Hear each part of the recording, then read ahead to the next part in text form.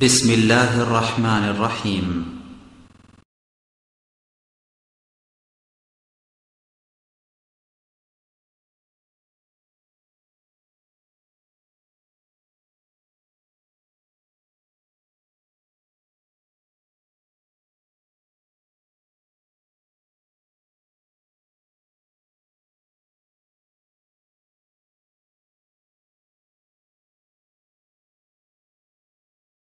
الحمد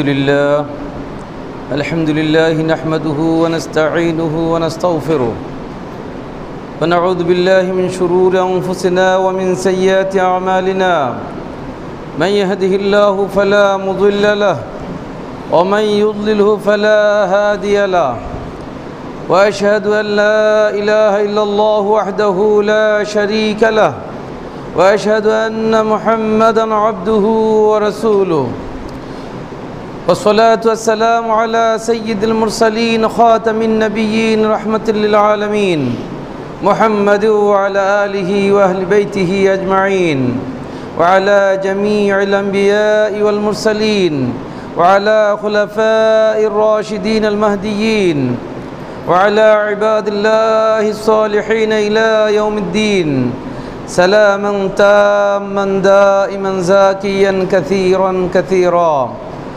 أما بعد فإن خير الحديث كتاب الله وخير الهدي هدي محمد صلى الله عليه وسلم وخير الأمور عوازمها وشر الأمور محدثاتها وكل محدثة بدعة وكل بدعة ضلالة وكل ضلالة في النار. فأعوذ بالله من الشيطان الرجيم. بسم الله الرحمن الرحيم. يا أيها الذين آمنوا اتقوا الله حق تقاته ولا تموتن إلا وأنتم مسلمون. يا أيها الناس اتقوا ربكم الذي خلقكم من نفس واحدة وخلق منها زوجها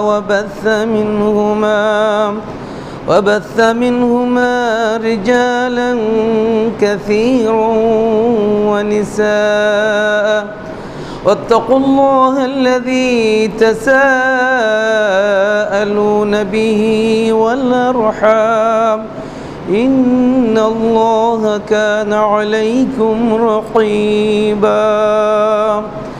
يا أيها الذين آمنوا اتقوا الله وقولوا قولا سديدا يصلح لكم أعمالكم ويغفر لكم ذنوبكم ومن يطع الله ورسوله فقد فاز فوزا عظيما. وقال سبحانه وتعالى: شهر رمضان الذي أنزل فيه القرآن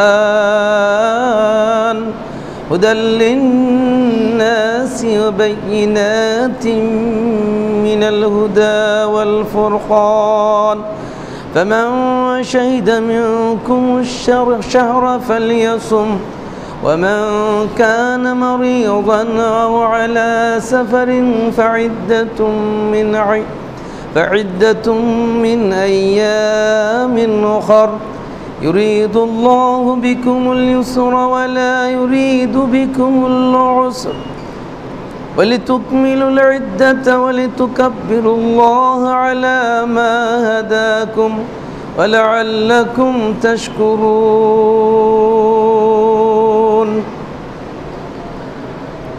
عن أبي هريرة رضي الله عنه قال: قال رسول الله صلى الله عليه وسلم: كل عمل ابن آدم يضاعف الحسنة بعشر أمثالها إلى 700 ضعف.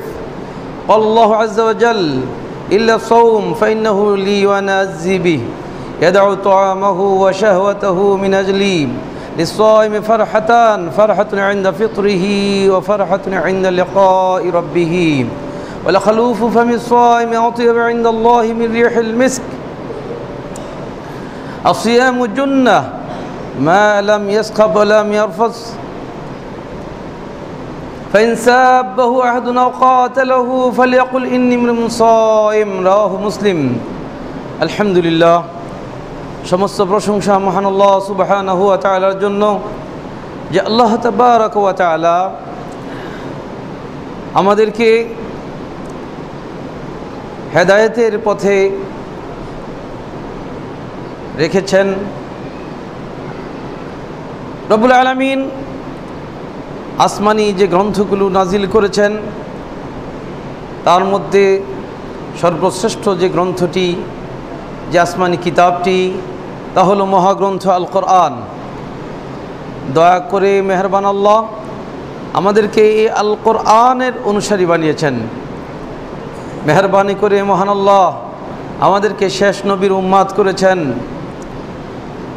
দয়া করে মহান আল্লাহ আমাদেরকে তাওহীদ শিক্ষা দিয়েছেন, আমাদেরকে শিরক থেকে বেঁচে থাকার বুঝ দিয়েছেন।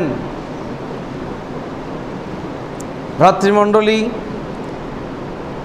আমরা সকলেই জানি মাহে রমাদান মহিমান্বিত এক মাস। এই মাস সমাগত অত্যাসন্ন মাস। ইনশাআল্লাহ প্রতিটি মুমিন হৃদয়ে এই মাসকে পাওয়ার, এই মাসকে যথাযথভাবে পালন করার ইচ্ছা রয়েছে। মুআজ্জাজ হাজিরিন, এই মাহে রমজান সম্পর্কে আমরা প্রতি বছরই অনেক কিছু শুনে থাকি। অনেক বই পুস্তক রয়েছে যেগুলো আমরা পাঠ করে থাকি, জানার অভাব নেই। তথাপিও আবারও জানতে হবে, জানা বিষয় আবারও জানতে হবে, শুনতে হবে। আল্লাহ রাব্বুল আলামিন এই যে মাহে রমজান যা আমাদের জন্য দিয়েছেন, এ বিষয়ে সূরা আল বাকারার মধ্যে ইরশাদ করেছেন, ইয়া আইয়ুহাল্লাযীনা আমানু কুতিবা আলাইকুমুস সিয়াম কামা কুতিবা আলাল্লাযীনা মিন ক্বাবলিকুম লাআল্লাকুম তাত্তাকুন। হে বিশ্বাসী মণ্ডলী, হে ঈমানদারগণ, তোমাদের উপর মাহে রমজানের রোজাকে ফরজ করা হয়েছে, যেমনিভাবে তোমাদের পূর্ববর্তীদের উপর ফরজ করা হয়েছিল। লাআল্লাকুম তাত্তাকুন, তোমরা যেন সংযমশীল হতে পারো, তোমরা যেন তাকওয়াশীল হতে পারো, তোমরা যেন আল্লাহ ভীরু হতে পারো। ভ্রাতৃমণ্ডলী, এই রমাদান যা আল্লাহ আমাদের উপর ফরজ করেছেন, যদি আমরা মোমেন হয়ে থাকি, আল্লাহর আহ্বান মূলত মোমেনদেরকে লক্ষ্য করেই। সুতরাং কোনো মোমেন পারে না এই মাহে রমজানের রোজাকে পরিত্যাগ করতে। কোনো মোমেন পারে না এই মাহে রমজানকে গুরুত্ব না দিয়ে। মুআজ্জাজ হাজিরিন, সুতরাং এই যে মাহে রমজান, এই যে রোজার মাস আমাদের সামনে আসছে, মোমেনের জন্য এক বিরাট রহমত, বিরাট এক করুণা আল্লাহর পক্ষ থেকে। যদি মোমেন, যদি বিশ্বাসী ব্যক্তি এই মাসকে কদর করতে জানে, তাহলে এই মানুষটি জাহান্নামের খাতায় তার নাম লেখা থাকলে এই একটি মাসের সাধনার দ্বারা সে মানুষটি জান্নাতি হতে পারে।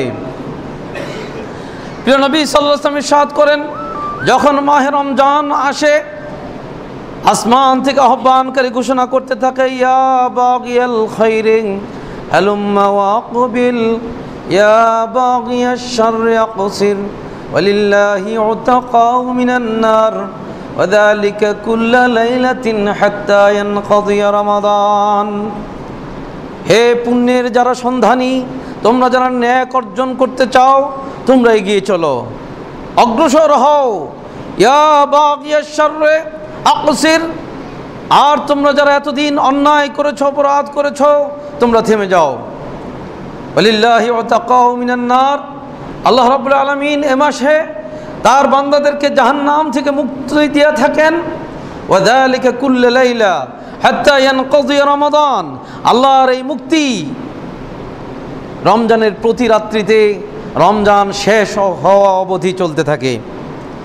এই জন্য একটি হাদিস যেগুলো আমরা অনেক সময় দেখে থাকি যে আউয়ালুহু রাহমাতুন ওয়া আওসাতুহু মাগফিরাতুন ওয়া আখিরুহু ইতকুম মিনান নার, যে প্রথম 10 দিন হলো রহমত, দ্বিতীয় 10 দিন হলো আল্লাহর ক্ষমা, তৃতীয় 10 দিন হলো জাহান্নাম থেকে মুক্তি। বাইহাকির এই বর্ণনা, এই অংশটুকুন দঈফ।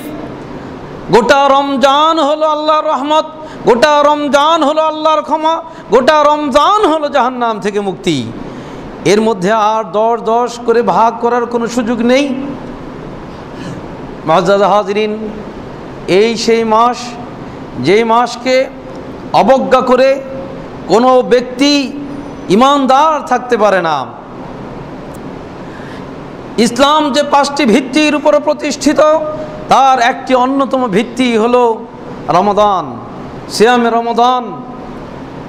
এই সিয়ামে রমাদানের মাধ্যমে আপনি ইসলামের ভিত্তিগুলোকে ঠিক রাখতে পারেন। আপনার জন্য জান্নাত, দয়াময় আল্লাহর জান্নাত আপনার জন্য হতে পারে। একজন আরবি, একজন বেদুইন ব্যক্তি রাসূলুল্লাহ সাল্লাল্লাহু আলাইহি সাল্লামের কাছে আসলেন আর এসে বললেন, ইয়া রাসূলুল্লাহ দুল্লানি ইলা আলা আমালিন ইযা আমিলতুহু দাখালতুল জান্নাহ, আমাকে এমন কিছু আমল করার কথা বলেন, এমন কিছু কাজের কথা বলেন যে কাজগুলো করলে পরে আমি জান্নাতে চলে যাব।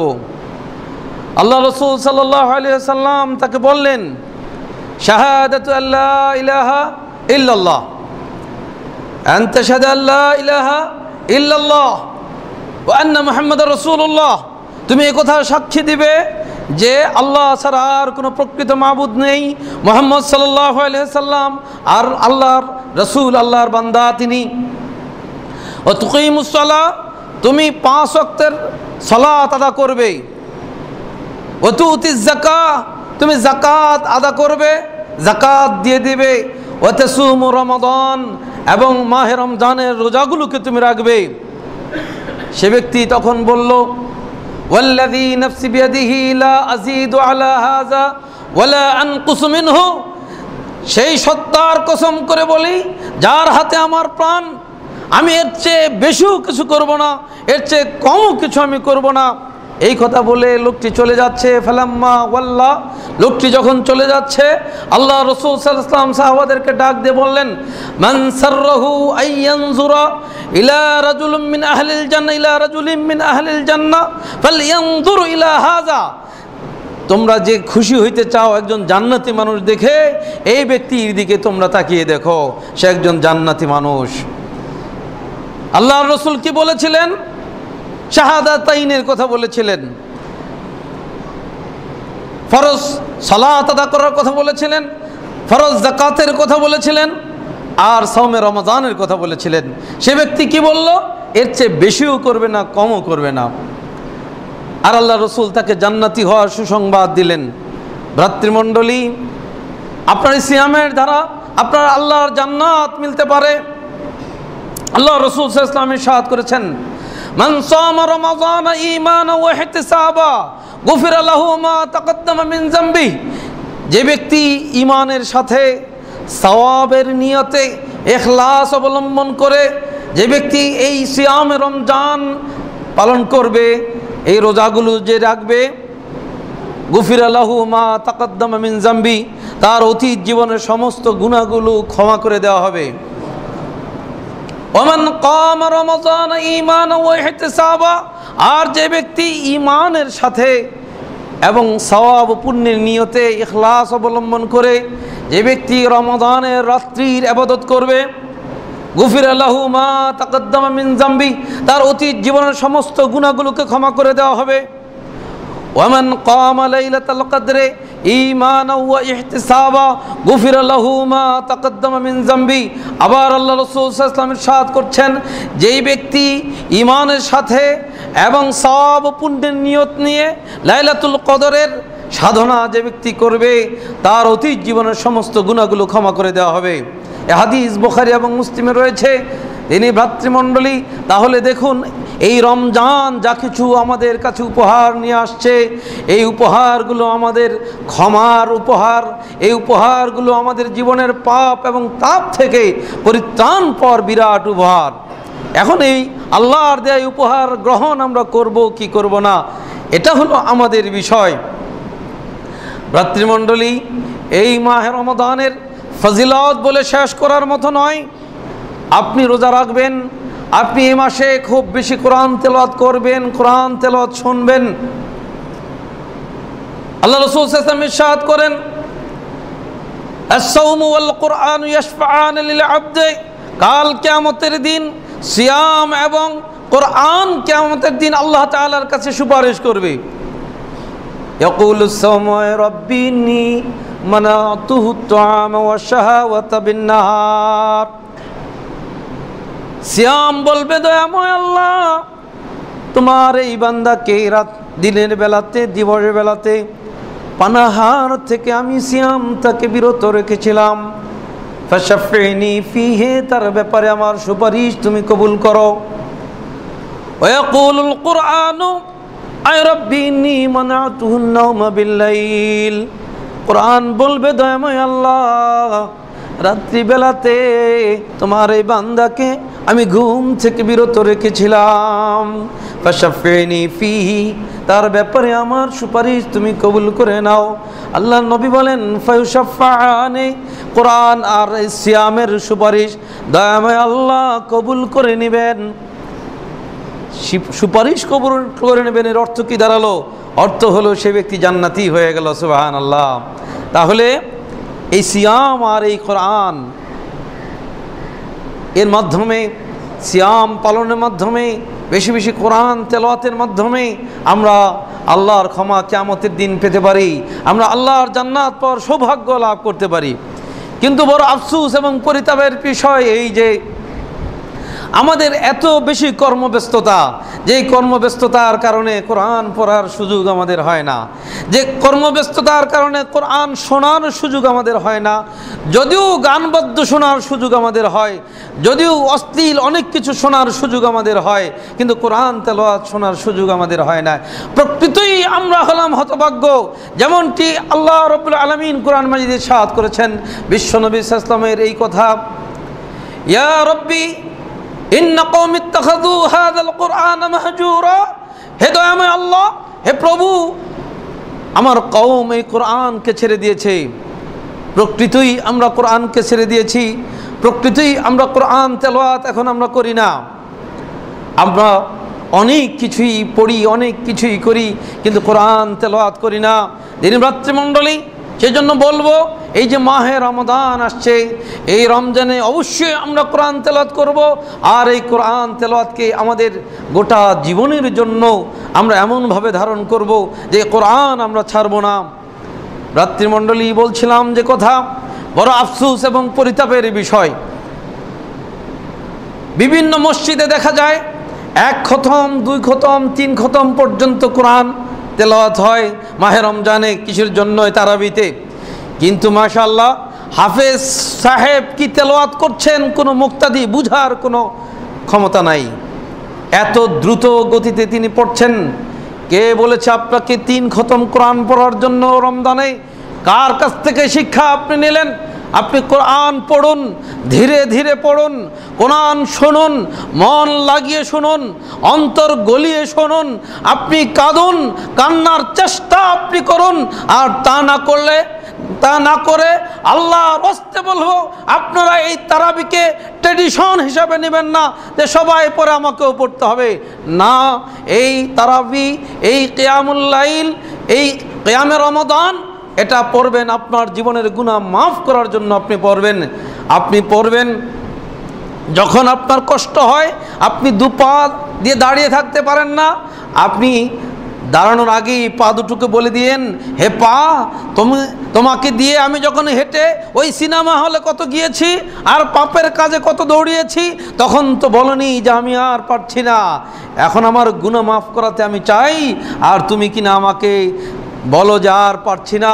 ভ্রাতৃমণ্ডলী, যে কথা বলতেছিলাম, আল্লাহ রাসূল সাল্লাল্লাহু আলাইহি ওয়াসাল্লাম ইরশাদ করেছেন, মান কামা রমাদানা মা ইমামিহি হাত্তা ইয়ানসারিফা কুতিবা লাহু কিয়ামুল লাইলা রাওয়াহু তিরমিজি। যে ব্যক্তি এই রমজানের রাত্রিতে ইমামের সাথে শেষ পর্যন্ত তারাবি পড়ল, সারা রাত তার আমলনামার মধ্যে ইবাদত অর্থাৎ এই যে সালাত লিখে দেওয়া হবে। মাআযাল হাজিরিন, সেই জন্য এই রমজান ব্যাপী আমাদের হবে পূর্ণ সাধনা। এই সাধনা ওই সাধনা, যেই সাধনা দিয়ে আমার জীবনের গুনাহ ক্ষমা হবে, যেই সাধনা দিয়ে আমার জান্নাত লাভ হবে, যেই সাধনা দিয়ে আমার জাহান্নাম থেকে মুক্তি মিলবে। এই সাধনা থেকে আমরা কখনোই পিছপা হব না। ভ্রাতৃমণ্ডলী, অন্য মাসে আপনি দান খয়রাত করেছেন, এই মাহে রমজানে আপনার দান খয়রাতের হাত আরও খুব বেশি প্রবাহিত হতে হবে। আল্লাহ রাসূল সাল্লাল্লাহু আলাইহি ওয়াসাল্লাম এত বেশি দানশীল ছিলেন যে তার মতো আর কেউ ছিল না। আর মাহে রমজান আসলে তার দানশীলতার পরিমাণ ঝড়ো বাতাসের চাইতেও বেশি হয়ে যেত। নবী সাল্লাল্লাহু আলাইহি ওয়াসাল্লাম এত বেশি দান খয়রাত করতেন। যত রকমের নেক আর পুণ্য আছে, যত রকমের আমলে সালেহ আছে, সমস্ত রকমের নেক পুণ্য আর আমলে সালেহ দিয়ে ভরপুর করে দিতে হবে এই মাহে রমজান, তবেই সার্থক হবে রমজান। কত রমজান আমার জীবনে এসেছে, আমি দুর্ভাগা যে আমার এই জীবনে এতগুলো রমজান দিয়ে জীবনের গুনাহ খাতা মাফ করাতে পারেনি। যেমনটি নবী সাল্লাল্লাহু আলাইহি ওয়াসাল্লাম বলেছেন, হতভাগ্য সে মানুষ যে মানুষ রমজানের রোজা পেল অথচ জীবনের গুনাহ সে ক্ষমা করাতে পারলো না। ভ্রাতৃমণ্ডলী, এই হতভাগ্য হওয়া থেকে আমার আপনার নাম কেটে দিতে হবে। অবশ্যই সৌভাগ্যবানদের খাতায় আমার নাম লেখাতে হবে, এছাড়া আমার উপায় নেই। এর চেয়ে মহা সুযোগ আর কখন মিলবে বলেন? এর চেয়ে বড় সুযোগ আর সৌভাগ্য আর আমার জীবনে কবে আসবে বলেন? না হেদিনী ভাই, এটাই জীবনের শ্রেষ্ঠ সুযোগ আমাকে মনে করতে হবে। সেই জন্য আমাদেরকে অবশ্যই এই মাহে রমজানকে অনেক বেশি গুরুত্ব দিতে হবে। ভ্রাতৃমণ্ডলী, রমাদানের গুরুত্ব সম্পর্কে দু চারটি কথা বলার পরে প্রয়োজনীয় কিছু মাসাইল সম্পর্কে আলোচনা করতে চাই।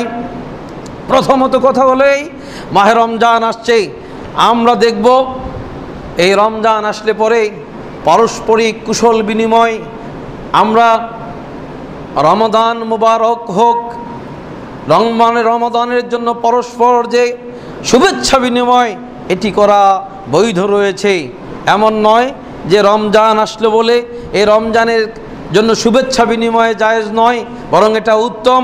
আল্লাহ রাসূল সাল্লাল্লাহু আলাইহি সাল্লাম রমজান আসলে পরে সাহাবাদেরকে বলতেন, কাদ জাআকুম শাহরুম মুবারাক, তোমাদের মাঝে এসেছে একটা বরকতময় মাস।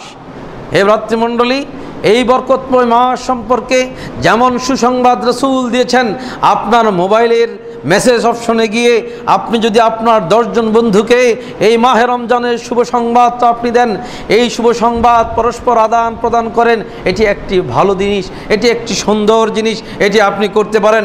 আপনার আত্মীয় স্বজনের সাথে এই রমজান সম্পর্কে মত বিনিময় করুন, রমজানের শুভেচ্ছা তাদেরকে জানান আর তাদেরকে উৎসাহিত করুন, তারা যেন রমাদানকে খুব ভালোভাবে উদযাপন করে, রমজানের ইবাদতে যেন তারা খুব বেশি অনুরাগী হয়। আপনার বোন আছে সেই গ্রামে, সেই বোনকে আপনি রমজানের আগে একটিবার মোবাইল করুন, রমজানের শুভেচ্ছা তাকে দিন, আর এই রমজানে সে যেন তার স্বামী সন্তানকে নিয়ে সুন্দর করে রমজানের রোজাগুলো রাখে, সেই ব্যাপারে একটু নসিহত করুন। এভাবে আমরা যদি রমজানের আগেই এই শুভেচ্ছা বিনিময়টা করতে পারি, যেমনটা আল্লাহ রাসূল সাহাবাদেরকে শুভেচ্ছাটা জানিয়েছিলেন, এই শাহরুন মুবারক বলে বলেছিলেন, এমন কাজ আমরা করতে পারি। ভ্রাতৃমণ্ডলী, রমাদানের নিয়ত বলে গদ বাঁধা যে নিয়ত আমাদের দেশে প্রচলিত আছে, যে নিয়ত করতে হবে, ইন্নামাল আমালু বিন্নিয়াত ওয়া ইন্নামা লিকুল্লি ইমরিইম মা নাওয়া, রাহুল বুখারী। প্রতিটা কাজের কর্মফল নির্ভর করে তার নিয়তের উপরে, আর মানুষ তাই পায় যা সে নিয়ত করে। তো এই নিয়ত অবশ্যই করতে হবে, তবে নিয়ত পড়তে হবে না। রাসূল নিয়ত করতে বলেছেন, আর নিয়ত হলো, সেটা হলো আমালুল কলব, অন্তরের কাজ। আপনি মনে মনে নিয়ত করবেন, কিন্তু এই গদ বাঁধা নিয়ত যে আমি আগামীকাল রোজা রাখবো ইত্যাদি ইত্যাদি বলে যে নিয়ত পড়া হয় এর কোনো একটা শব্দও আপনি হাদিসে দেখাতে পারবেন না যে রমাদানের নিয়ত নামে মুখে নিয়ত পড়ার কিছু আল্লাহ রসুল করেছেন অথবা সাহাবা আজমাইন করেছেন, অথবা আপনি যে ইমামকে মানেন সেই ইমাম এরকম কোনো নিয়ত মুখে পড়েছেন। যদি এর একটা অক্ষরও আপনি দেখাতে পারেন তাহলে অবশ্যই আমি আপনাকে ধন্যবাদ জানাবো, কিন্তু ভাই আপনি এটা খুঁজে পাবেন না।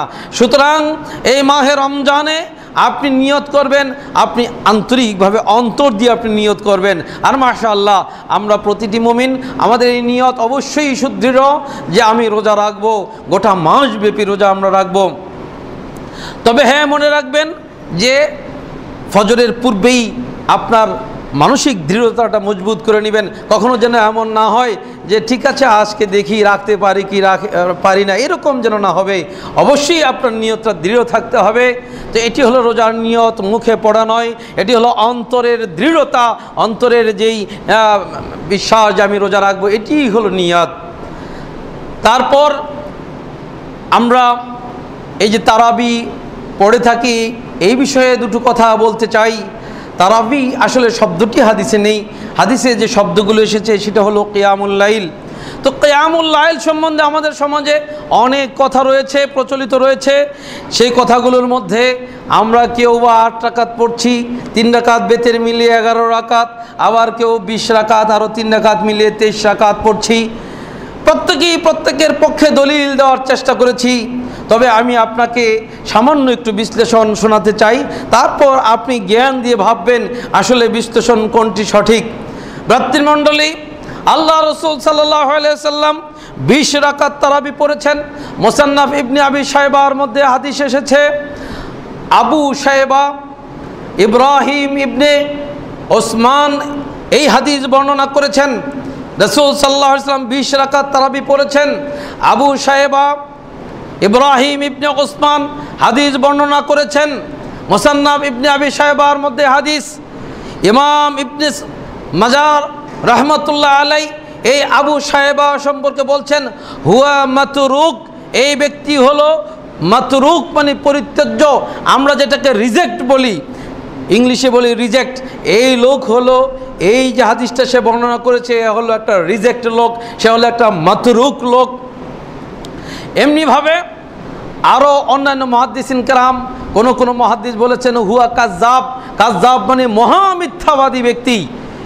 ইমাম নাসিরউদ্দিন আলবানী রহমতুল্লাহ আলাই তিনি কি করেছেন, তিনি বলেছেন 3টা কারণে হাদিস জাল, 3টা কারণে হাদিস জাল।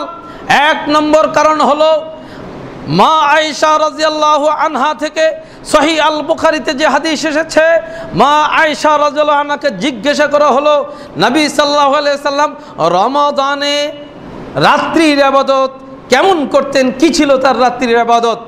মা আয়েশা রাদিয়াল্লাহু আনহা বলছেন মা কানান নবী সাল্লাল্লাহু আলাইহি ওয়াসাল্লাম ইয়াজিদু ফি রমাদানা ওয়ালা ফি গায়রিহি আলা 11 রাকা। নবী সাল্লাল্লাহু আলাইহি সাল্লামের রমজানের রাত্রের ইবাদত সম্বন্ধে জিজ্ঞাসা করা হলে মা আয়েশা রাদিয়াল্লাহু আনহা বললেন আল্লাহ রাসূল সাল্লাল্লাহু আলাইহি সাল্লাম মা কানা নবী সাল্লাল্লাহু আলাইহি ওয়াসাল্লাম ইয়াজিদু ফি রমাদানা ওয়ালা ফি গায়রিহি, রমাদান মাসে অথবা রমাদানের বাইরে নবী সাল্লাল্লাহু আলাইহি সাল্লাম ইয়াজিদু আলা 11 রাকা, নবী সাল্লাল্লাহু আলাইহি সাল্লাম 11 রাকাতের বেশি রাতের নামাজ পড়তেন না।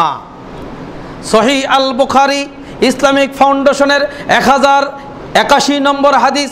ইমাম বুখারী অধ্যায় রচনা করেছেন, অধ্যায়ের নাম হলো রমাদানে অথবা রমজানের বাইরে নবী সাল্লাল্লাহু আলাইহি সাল্লামের রাতের নামাজ।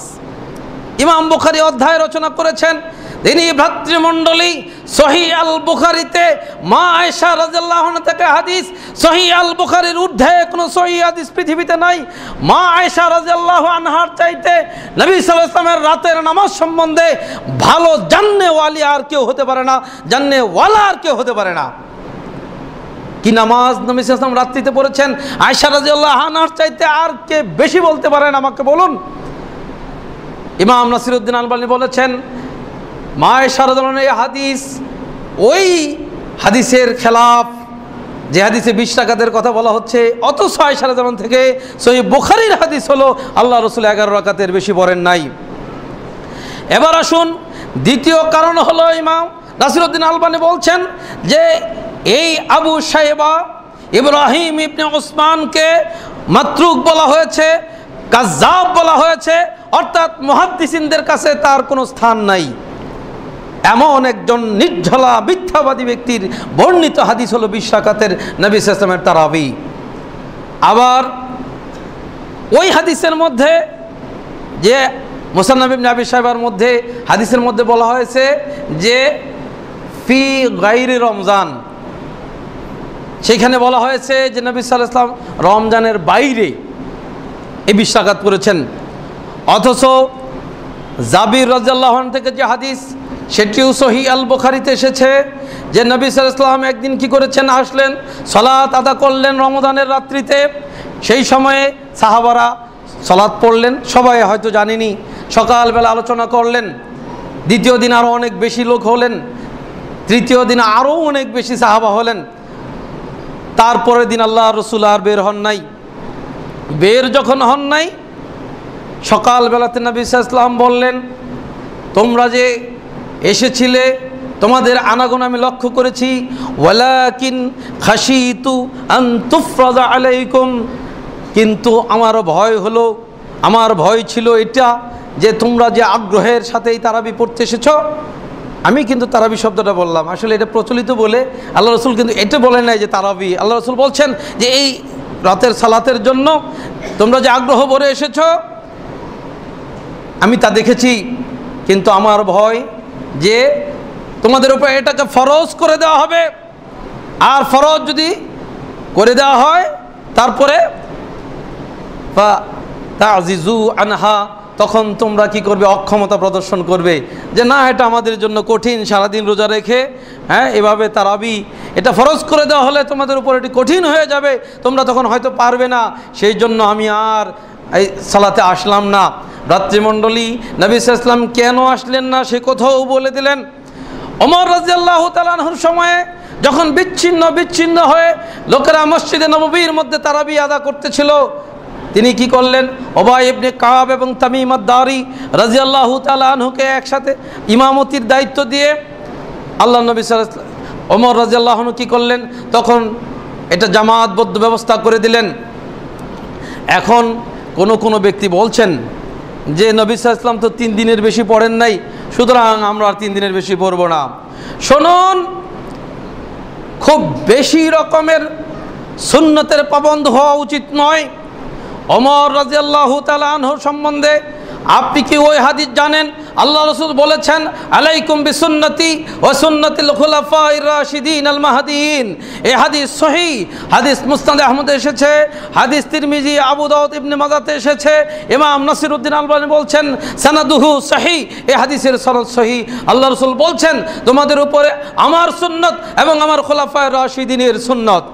তো ওমর রাদিয়াল্লাহু আনহু তিনি খুলাফায়ে রাশিদুনের একজন, সুতরাং ওমর রাদিয়াল্লাহু আনহু যখন এটা জামাতবদ্ধভাবে কায়েম করে দিয়েছেন, এটি সুন্নাত, এটি বেদাত হওয়ার প্রশ্নই উঠতে পারে না। আপনার প্রবৃত্তি যদি, আপনার শাহওয়াত যদি এটা না ধরে তাহলে আপনার কথা ভিন্ন, তবে সাবধান, আপনি বেদাত বলবেন না। এমন কিছু আমলের ব্যাপারে বেদাত শব্দ উচ্চারণ করা হচ্ছে, অতিরিক্ত সুন্নতের পাবন যারা, খুব বেশি সহিহ হওয়ার দাবি যারা করে, তারা এমন সুন্নতকে বেদাত বলছে যে সুন্নত একজন খুলাফায়ে রাশিদুন কায়েম করেছেন, সমস্ত সাহাবা আজমাইন মেনে নিয়েছেন, সেটাকে তারা বেদাত বলছে। আপনি কি জানেন এই বেদাত বলা কার উপরে গিয়ে লাগছে? এই বেদাত হযরত উসমানের উপরে গিয়ে লাগছে, এই বেদাত সমস্ত সাহাবাদের উপরে গিয়ে লাগছে। আপনি সাহাবাদেরকে বেদাতি বলছেন, আপনি উসমান রাদিয়াল্লাহু আনহুকে বেদাতি বলছেন, আমি আপনাকে খারিজ বলার জন্য অপেক্ষায় আছি আপনি যদি সাহাবাদেরকে বেদাতি বলেন। আল্লাহ রাসূল সাল্লাল্লাহু আলাইহি ওয়াসাল্লাম যেখানে বলেছেন আমার সুন্নতকে তোমরা মানবে, আমার খুলাফায়ে রাশিদুন যেটা দেবে সেটাকেও সুন্নত হিসেবে তোমরা মানবে, আপনার প্রবৃত্তি এটা ধরে না, আপনার শাহওয়াত এটা ধরে না, আপনি তাদেরকে বেদাতি বলতে শুরু করেছেন। আসুন এবং বসুন। আজ যারা বলছেন যে না এই জামাতবদ্ধভাবে তারাবি পড়া বেদাত হবে, তাদেরকে আমি বলবো হাদিস পড়ুন, হাদিস শিখুন এবং বুঝুন। আপনি যদি এটাকে বেদাত বলেন তাহলে আল্লাহ রসুলের হাদিসকে আগে নাকচ করে দিয়ে নিতে হবে। যে হাদিস আল্লাহ রসুল খোলাফায়ে রাশিদুনের প্রতিষ্ঠিত কোনো আমলকে সুন্নত বলেছেন, হয় আগে হাদিসকে নাকচ করতে হবে, হয় আগে সমস্ত সাহাবাদেরকে বেদাতি বলে নিয়ে এই স্বীকৃতি দিয়ে নিয়ে তারপরে আপনাকে এটাকে বেদাত বলতে হবে। ভ্রাতৃমণ্ডলী, এত সহজ কথা নয়। মুআজ্জাজ হাজিরিন, যে কথা বলছিলাম, তারাবি যেটি আমরা পড়ছি কিয়ামুল লাইল, এটি সুন্নাত, এতে কোনো সন্দেহ নেই।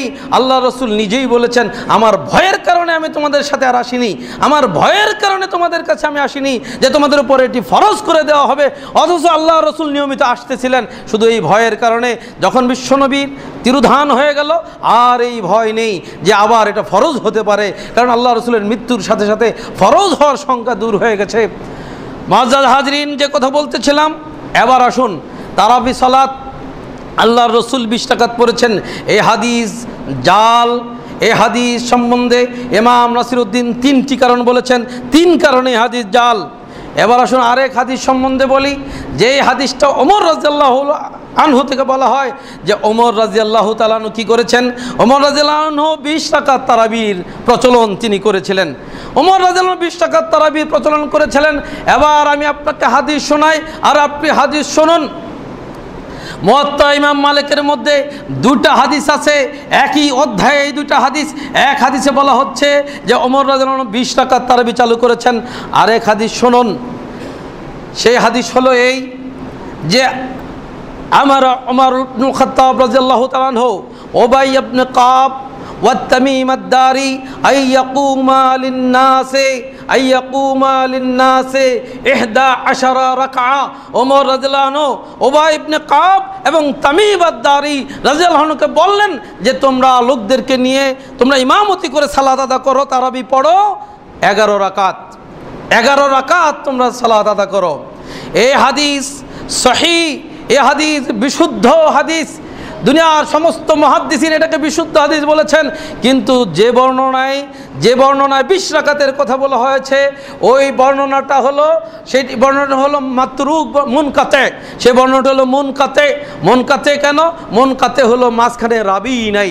ইমাম নাসিরউদ্দিন আলবানী এটার ব্যাখ্যা করেছেন, আরও অন্যান্য ইমাম যারা আছেন। এই হাদিসটা হলো মুনকাতে। মুনকাতে হলো যে একজন বর্ণনা করেছে, তারপরে তিনি যার কাছ থেকে শুনেছেন তার নামই সেই হাদিসে বর্ণনা নাই, সেই সনদে নেই। তার উপরে যে হাদিসের সনদ মুনকাতে হয় সে হাদিস জয়ীফ হয়, সে হাদিস পরিত্যাজ্য হয়। হাদিস মুনকাতে হলে সে হাদিস গ্রহণযোগ্য নয়, হাদিস মুত্তাসিল হতে হয়। মুত্তাসিল সনদ না হলে কোনোদিন সে হাদিস সহিহ হাদিস হতে পারে না। একই কিতাবে একটা মুনকাতে জয়ীফ হাদিস, আর ওই একই কিতাবে সহিহ হাদিস। মাশাআল্লাহ, এখন আমরা জয়ীফ হাদিস নিয়ে আমরা খুব বলছি যে ওমর রাদিয়াল্লাহু আনহু 20 রাকাত তারাবি চালু করেছেন, কিন্তু আপনার চোখে পড়ে না ওই হাদিস, যে হাদিসে ওমর রাদিয়াল্লাহু আনহু 11 রাকাত তারাবি চালু করেছেন। উবাই ইবনে কাব এবং তামিম আদ-দারি রাদিয়াল্লাহু আনহুকে বলেছেন তারা যেন 11 রাকাত সালাত আদা করে। আপনি সহিহ হাদিস চোখে দেখেন না, আপনি জয়ীফ হাদিস আপনি খুব ভালো করে চোখে দেখেন। ভ্রাতৃমণ্ডলী, এই তারাবির সংক্ষিপ্ত বিশ্লেষণ আমি আপনাকে শোনালাম। এমনিভাবে আমরা এই রমাদানের আরও কিছু মাসাইল আমরা শুনতে চাই। আরও কিছু মাসাইলের মধ্যে একটি গুরুত্বপূর্ণ বিষয় হলো এই যে আমাদের মধ্যে অনেকে এমন আমরা আছি যারা এত বেশি দুর্বল কিংবা অক্ষম, যারা রোজা রাখতে সক্ষম নই। এমন যদি হয়, মনে রাখবেন আল্লাহ রাব্বুল আলামিন বলছেন ওয়ালাল্লাযীনা ইউতীকুনাহু ফিদিয়াতুন তুআমু মিসকিন। যারা অক্ষম রোজা রাখতে, তারা কি করবে? মিসকিনকে ফিদিয়া দিবে, মিসকিনকে ফিদিয়া দিবে। মনে রাখবেন আমাদের সমাজে প্রচলিত কথা কি, যে একজন আরেকজনের বদলি রোজা রাখায়। বদলি রোজা নামে কোনো রোজা নেই, বদলি রোজার নামে কোনো রোজা নেই। যে অক্ষম, কোন অক্ষম যে আর কোনোদিন ভালো হবে না। আপনি এখন অক্ষম, ইনশাল্লাহ ভালো হবেন। আপনি আরেকজনকে দিয়ে কি বলে আপনি ফিদিয়া দিয়ে দিবেন, তাতে হবে না। আপনি যখন ভালো হবেন, আল্লাহ রাব্বুল আলামিন বলছেন ফামান কানা মারিদান আও আলা সাফারিন ফাইদ্দাতুম মিন আইয়ামিন উখার। যে ব্যক্তি অসুস্থ অথবা মুসাফির অবস্থায় আছে, সে পরবর্তীতে এই রোজাগুলো রেখে নেবে, কাজাগুলো করে নেবে। সুতরাং আপনি সাময়িক অসুস্থ, ইনশাল্লাহ ভালো হবে না, রোজাগুলো কাজা করে নেবেন। আপনি এখন মুসাফির অবস্থায় আছেন, আপনার মুসাফিরি অবস্থা শেষ হবে, আপনি রোজাগুলো লিখে নেবেন। ফিদিয়া দেওয়া হবে কার পক্ষ থেকে? যে আর কখনো ভালো হওয়ার সম্ভাবনা নেই। ওয়ালাল্লাযীনা ইউতীকুনা, যে ব্যক্তি এমন অক্ষম যে আর ভালো হবে না, ফিদিয়াতুন তুআমু মিসকিন, সে মিসকিনকে খাদ্য দান করবে। মনে রাখবেন, অক্ষম, চির অক্ষম ব্যক্তি ফিদিয়া দিয়ে দেও তার দায়িত্ব। ওই মিসকিনেরই রোজা রাখবে। মিসকিন আরেকজনের রোজা রেখে দিবে না, তাহলে মিসকিনের রোজাটা রাখবে কে? মিসকিনেরই রোজা রাখবে। আর যে অক্ষম তার পক্ষ থেকে দায়িত্ব ফিদিয়া দিবে। আর মনে রাখবেন, ওই একজন গরিব পেলেই তাকে আপনি দিবেন হবে না, সালাত আদায়কারী হতে হবে, সালাত আদায়কারী হতে হবে, মিসকিন মুসলিম হতে হবে। মুসলিম যদি না হয়, সে ব্যক্তি কোরআন এবং হাদিসের দৃষ্টিতে মুসলিম মিসকিন হবে না। মুসলিম মিসকিন হতে হলে তাকে সালাত আদায়কারী হতে হবে। আমরা রমজান আসলেও জাকাত দিয়ে দেই, ওই বেনামাজির দল লাইন ধরে ধরে জাকাত নেই, তারপরে আমরা মনে করি জাকাত আমরা দিয়ে দিলাম। না, বেনামাজিদেরকে জাকাত দেওয়া চলবে না, বেনামাজিদেরকে ফিতরা দেওয়া চলবে না, বেনামাজিদেরকে এই ফিদিয়াও দেওয়া চলবে না। এখন আপনি যদি বলেন হুজুর আপনি ফতোয়া, হ্যাঁ এটা ফতোয়া। আল্লাহ রাসূল সাল্লাল্লাহু আলাইহি ওয়াসাল্লাম বলছেন যে ইন্না বাইনার রাজুলি ওয়া বাইনাশ শিরকি ওয়াল কুফরি তারকুস সালাহ, একজন ব্যক্তি, একজন মুসলিম ব্যক্তি, ওয়া বাইনাশ শিরকি ওয়াল কুফরি তারকুস সালাহ, আর একজন শিরিককারী এবং কুফরিকারী ব্যক্তির মাঝে পার্থক্য হলো সালাত। তো এখন সালাত আদায় যদি না করি, আমরা অনেকেই আছি রোজা রাখবো কিন্তু না সালাত আদায় করবো না। দিনী ভাই, আমি আপনাকে বলবো অবশ্যই আপনি রোজা রাখবেন, তবে অবশ্যই আপনি সালাত আদায় করবেন। আপনি মনে রাখবেন, আপনি সালাতকে অবজ্ঞা করবেন, সালাতকে আপনি গুরুত্ব দিবেন না, আপনার রোজায় কিছু আল্লাহর কাছে পাবেন, এটা বড় সুদূর পরাহত বিষয়। আপনি সালাত আদায় করবেন না, আপনি হজ দিয়ে সওয়াব পাবেন, এমন আশা অনেক দূরবর্তী একটি আশা। আল্লাহ রাসূল সাল্লাল্লাহু আলাইহি ওয়াসাল্লাম মুআয বিন জাবাল রাদিয়াল্লাহু আনহু বলছেন, ইয়ামেনে মুআয বিন জাবাল রাদিয়াল্লাহু আনহু যাচ্ছেন, আল্লাহ রাসূল বলছেন ফাদউহুম ইলা শাহাদাতি আল্লা ইলাহা ইল্লাল্লাহ ওয়া আন্না মুহাম্মাদার রাসূলুল্লাহ। হে মুআয, তুমি আহলে কিতাবদের কাছে যাচ্ছ, তাদেরকে প্রথমে দাওয়াত দিবে যে এই কথার সাক্ষী তোমরা দাও আল্লাহ ছাড়া কোনো মাবুদ নাই, আর মুহাম্মদ সাল্লাল্লাহু আলাইহি ওয়াসাল্লাম আল্লাহর রাসূল। ফাইনহুম আতাউ লিযালিক, যদি তারা এটা মেনে নেয়, ফাদউহুম ইন্নাল্লাহা ইফতারাদা আলাইহিম ফি কুল্লি ইয়াউমিন ওয়া লাইলাতিন খামসা সালাওয়াত, তাহলে তাদেরকে বলে দিও যে আল্লাহ রাব্বুল আলামিন দিনে এবং রাতে 5 ওয়াক্ত সালাত ফরজ করেছেন। ফাইনহুম আতাউ লিযালিক, এভাবে আল্লাহ রাসূল সাল্লাল্লাহু আলাইহি ওয়াসাল্লাম একটার পর একটা বলেছেন। আগে শাহাদাতাইন না দিয়ে আপনার নামাজ রোজা সব করলে কাজ হবে না। আপনার আকীদা, আপনার আল্লাহর তাওহীদ, লা ইলাহা ইল্লাল্লাহ ঠিক থাকতে হবে। মুহাম্মদুর রাসূলুল্লাহ ইসলামের এই নবুয়াতের যেই রিসালাতের যে হক, এটি আপনার মধ্যে বিশুদ্ধভাবে থাকতে হবে, বিশুদ্ধভাবে এটিকে আদায় করতে হবে, তারপরে আপনার নামাজে সালাতে কাজ হবে। এমনিভাবে সালাত আদায় যদি আপনার থাকে, তারপরে অন্য আমল আপনাকে যেতে হবে। ভ্রাতৃমণ্ডলী, আপনাকে আমি বলি না, আপনাকে আমি এই ঘৃণা দেই না যে আপনি সারা বছর নামাজ পড়েন না, কেন ওই রমজান মাসে মসজিদে আসেন। আমি অবশ্যই আপনাকে প্রশংসার সূচক বক্তব্য আমি দেই যে আপনি ওই মানুষের চাইতে অনেক বেশি উত্তম যে মানুষটি মাহে রমজানেও মসজিদে আসে না। আপনি মাহে রমজানে মসজিদে এসেছেন, আপনাকে অনেক বেশি ধন্যবাদ। তবে আমি আপনার জন্য দোয়া করি, আমি আপনার কাছে এটি চাই যে আপনি যেই নামাজ ধরেছেন রমজান মাসে, এই নামাজ যেন আপনার জীবনে আর আপনি না ছাড়েন। রাত্রিমণ্ডলী খুতবার সময় ফুরিয়ে আসলো, আরও অনেকগুলো বিষয় ছিল। মাসালার মধ্যে মাসালা হলো আপনার রমজান মাসে ইনজেকশন দেওয়া প্রয়োজন। মনে রাখবেন, যে ইনজেকশনে খাদ্য এবং পানীয়ের কাজ করে সেই ইনজেকশন দেওয়া যাবে না। তবে যে ইনজেকশন খাদ্য এবং পানীয়ের কাজ করে না সেই ইনজেকশন দেওয়া বৈধ, কারণ খাদ্য এবং পানীয় রমজানে হারাম। যদি আপনার পাটা কেটে যায়, ডাক্তার বলছে টিটেনাস ইনজেকশন দিতে হবে, টিটেনাস ইনজেকশন দেওয়ার মধ্যে কোনো বাধা থাকবে না, কারণ টিটেনাস ইনজেকশন আপনাকে জীবাণু থেকে মুক্ত করবে, এটা আপনার শরীরে সতেজতা ফিরিয়ে আনবে না, এটি আপনাকে খাদ্য আর পানীয়ের কাজ দিবে না। তদ্রূপভাবে আপনি কি করতে পারেন, আপনি অনেকেই তো রমজান মাসে মেসওয়াক পর্যন্ত না করার ফতোয়া দেয়, রমজানে মেসওয়াক করা যাবে না, এ কথা আপনি শুনেছেন কোথায়? অবশ্যই আপনি রমজানে মেসওয়াক করবেন। দিনী ভ্রাতৃমণ্ডলী, আমির বিন রবিয়া রাদিয়াল্লাহু তাআলা আনহু থেকে মুসনাদ আহমদের মধ্যে হাদিস, তিনি বলেন যে লা উহসিন নবিয়্যা সাল্লাল্লাহু আলাইহি ওয়াসাল্লাম ইয়াতাসাওয়াকু ওয়া হুয়া সায়েম, আমি গনতেই পারি নাই এত বেশি মেসওয়াক আল্লাহ রসুল রমজান মাসে করেছেন, রোজার মধ্যে তিনি রোজা অবস্থায় করেছেন। সুতরাং এগুলো হলো অজ্ঞানদের ফতোয়া, এগুলো হলো মূর্খদের ফতোয়া যে দিনের বেলায় মেসওয়াক করা যাবে না। অবশ্যই আপনি মেসওয়াক করবেন দিনের বেলায়, অবশ্যই আপনি সুরমা মাখতে পারবেন, অবশ্যই আপনি আতর মাখতে পারবেন, এর মধ্যে কোনো বাধা নিষেধ নেই। আর বলছিলাম ইনজেকশন, যে ইনজেকশনে আপনার খাদ্য পানীয়ের কাজ করবে সেটা নেওয়া যাবে না। তবে আপনার যদি জীবন শঙ্কাগ্রস্ত হয়ে যায় সেক্ষেত্রে আপনার রোজা ভেঙ্গে হলেও আপনাকে ইনজেকশন নিতে হবে, এটা আমি আবার নিষেধ করছি না। আরেকটি বিষয় হলো, সেটি হলো নাকের ড্রপ আপনি দিতে পারবেন না, নাকের ড্রপ আপনি দিতে পারবেন না, কারণ আল্লাহ রাসূল সাল্লাল্লাহু আলাইহি ওয়াসাল্লাম বলছেন যে তুমি নাকের মধ্যে পানি দিতে পারো ইদা লাম তাকুন সায়মা, যদি তুমি রোজাদার না হও তবে তুমি নাকের মধ্যে পানি দিবা। যেহেতু ড্রপটা পানীয় একটা জিনিস, আপনি নাকে পানি ড্রপ দিতে পারবেন না, তবে আপনি চোখের ড্রপ দিতে পারবেন, আপনি কানের ড্রপ দিতে পারবেন যদি আপনার প্রয়োজন হয়, এটা আপনার দেওয়ার মধ্যে কোনো নিষেধাজ্ঞা নেই। এমনিভাবে আপনি রক্ত নিয়ে পরীক্ষা করতে হবে, রক্ত নিয়ে পরীক্ষা করার মধ্যে কোনো বাধা নিষেধ নেই। আপনি বলবেন হুজুর এটা কেমন ফতোয়া, আমি আপনার কাছে ফতোয়া চাইবো, আপনি ফতোয়া দেন দেখি কোন ফতোয়া বলে আমার একটু রক্ত নেওয়া লাগবে। তবে হ্যাঁ, এমন যদি হয় যে বেশি পরিমাণ রক্ত গেলে আমার রোজা রাখা এটা ভীতির ব্যাপার হয়ে যাবে, হয়তো রোজা আমি রাখতে পারবো না, সেই ক্ষেত্রে আপনার রক্ত দেওয়া যাবে না। তবে হ্যাঁ, আবার যদি জীবনের সংখ্যা হয় তাহলে তখনও রক্ত দেওয়া যাবে। দিনের ভ্রাতৃমণ্ডলী, এই কয়েকটি মাসালার কথা বললাম, আরও তো অনেক মাসালা রয়ে গেল। আরেকটি বিষয়, মা বোনেরা অনেকে এসেছেন, অনেকে প্রশ্ন করে থাকেন যে রমজান মাসের ট্যাবলেট খেয়ে আমরা যদি পিরিয়ডকালীনটা বন্ধ করে রোজাগুলো রেখে নেই। দিনের ভ্রাতৃমণ্ডলী, মা বোনেরা, আপনারা আল্লাহর স্বভাব সিদ্ধ একদিনকে স্বভাব সিদ্ধভাবে চলতে দিন, সঠিক হলো আপনি পরবর্তীতে রেখে নেবেন। দয়াময় আল্লাহ আপনাকে সুযোগই দিয়েছেন, কেন আপনি সেই সুযোগটা বন্ধ করেন? আপনি এই রোজাতেই ট্যাবলেট খেয়ে আপনি রোজা সবগুলো রেখে নেবেন, এটাতে আপনার ক্ষতির ব্যাপার রয়েছে।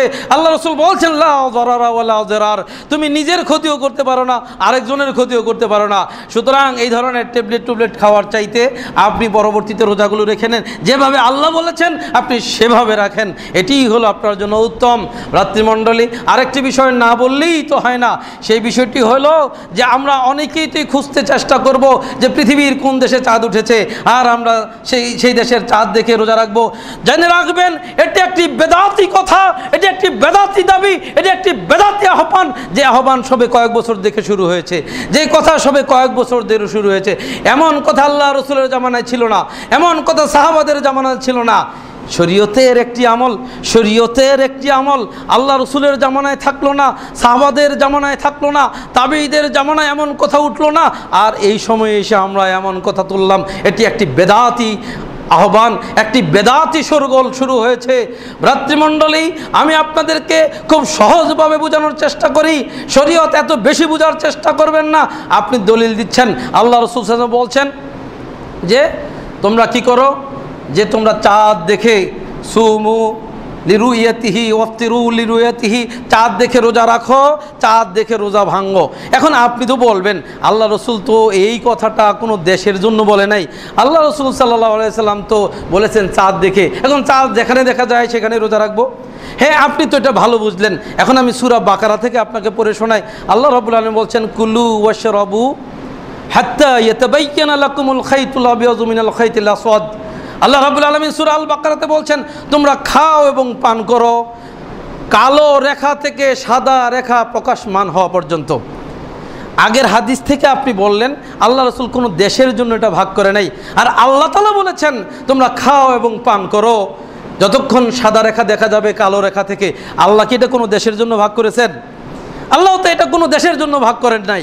আল্লাহ তো বলেছেন সাদা রেখা যখন দেখবে কালো রেখা থেকে এটা সুস্পষ্ট হবে তখনই তোমরা খাওয়া এবং পান করা তোমরা ছেড়ে দাও। আল্লাহ তো এটা বলেছেন, তো এখন এটা আপনি বাংলাদেশের হিসাব করবেন কেন? এটা আপনি জাপানের হিসাব অবশ্যই করতে হবে।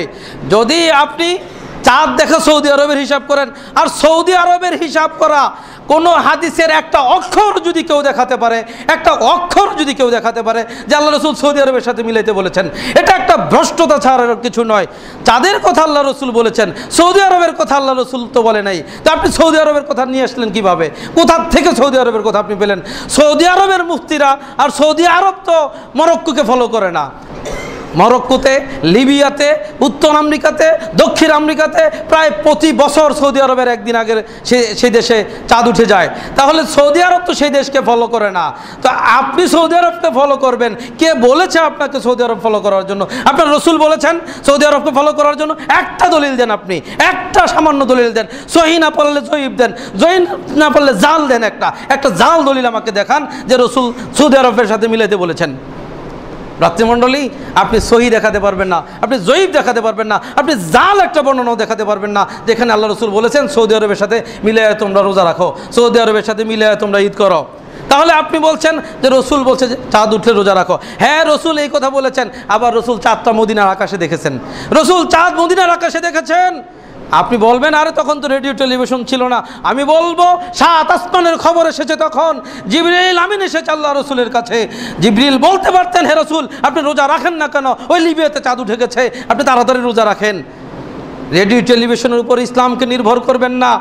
ডক্টর ইউসুফ আল কারজাবি বলছেন আল ইয়াউমা আকমালতু লাকুম দীনাকুম ওয়া আতমামতু আলাইকুম নি'মাতি। এই আয়াত যে বিশ্বাস করবে সেই ব্যক্তি কথা বলতে পারে না যে এতদিন পর্যন্ত রোজা আর ঈদ মুসলমানরা বিশ্বব্যাপী করতে পারে নাই। এই রেডিও টেলিভিশন হওয়ার পরে মুসলমানরা এখন তারা ঠিক মতো করতে পারতেছে। তাহলে আল্লাহর ওই আয়াত মিথ্যা হয়ে যাবে যে আয়াত আল্লাহ নাজিল করেছেন আজকের এই দিন, আল ইয়াউমা আকমালতু লাকুম দীনাকুম, তোমাদের দিনকে তোমাদের উপর পরিপূর্ণ করেছি। ওই দিন যেই দিন আয়াত নাজিল হয়েছে মুসলমানদের একটা আমল এমন ছিল না যে আমলটা সঠিকভাবে করার সুযোগ ছিল না।